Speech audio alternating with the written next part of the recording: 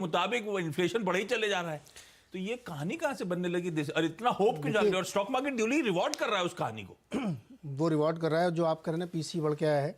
हाँ। आपको मैं कंपैरिजन में बताऊं तो वहाँ की जो हाउस होल्ड इनकम है वो 0.4% बढ़ के आई है मंथ ऑन मंथ। इंडिया की house hold income pre Covid से नीचे चली गई है, लेकिन यूएस की अभी भी बढ़ के आ रही है। तो ये दिखाता है कि नंबर्स जो है वो अभी भी बहुत स्ट्रांग है, इकॉनमी बहुत स्ट्रांग है।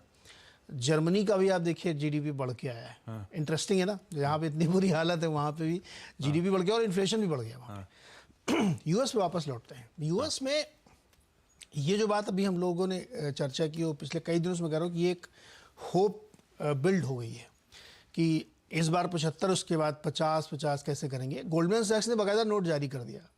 वो कह रहा है कि हालांकि उन्होंने बढ़ा दिया है थोड़ी सी रेंज, 5% तक उन्होंने अपनी रेंज कर दी है। मार्च तक वो कह रहे हैं 5% हो जाएगा। तो उनका ये मानना है कि 75 अभी होगा, फिर अगली बार 50 होगा, उसके बाद 25 होगा, लेकिन जाएगा ऊपर। तो 5% तक की वो होप लेके चल रहे हैं। पूरा मार्केट इस बिल्ड पे है कि एक पाइवट है और यहाँ से आगे शायद अब फेड नहीं जाएगा, स्लो करेगा और धीरे धीरे इसको ख़त्म कर देगा। ये वाले जो कैंप है ये बहुत स्ट्रांग है, बहुत सारे लॉजिक दे रहे हैं और उनके लॉजिक सुनेंगे तो आप कन्विंस भी हो जाएंगे कि हाँ बिल्कुल सही कह रहे हैं वो। अब पॉल वॉल्कर के ज़माने से कंपैरिजन चलता है, वो आगे हम लोग 8 बजे डिटेल में बताएंगे आपको कि पॉल वॉल्कर ने 10 से 20% किया था ब्याज दरें। यहाँ तो 0.25 से 3 हो चुकी है, 13 गुना बढ़ चुकी हैं।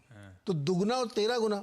तो और फिर बेस लो है, बड़ा, ये सब बहुत डिस्कशन चल रहे हैं। लेकिन ये वाली जो थीम है ये बहुत बिल्ड हो गई है, इस पे ही पूरा मार्केट चलता चला जा रहा है। डाउ जोन्स ने 13 अक्टूबर के लोज से अब तक 15% की रैली करी है।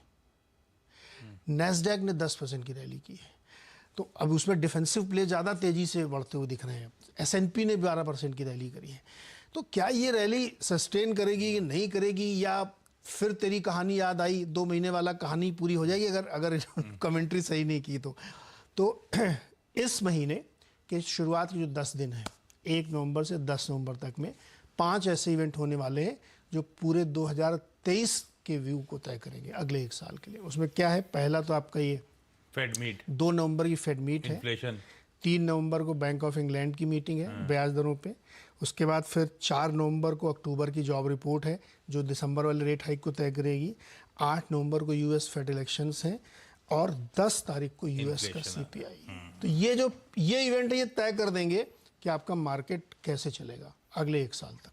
क्योंकि अगर नैरेटिव में दम है कि नहीं, अगर दिसंबर में भी उन्होंने कहा नहीं 75 वाला ही चलता रहेगा भी, तो फिर मामला बदल जाएगा। तो ये अब अगले 10 दिन हमें बहुत ध्यान रखना है।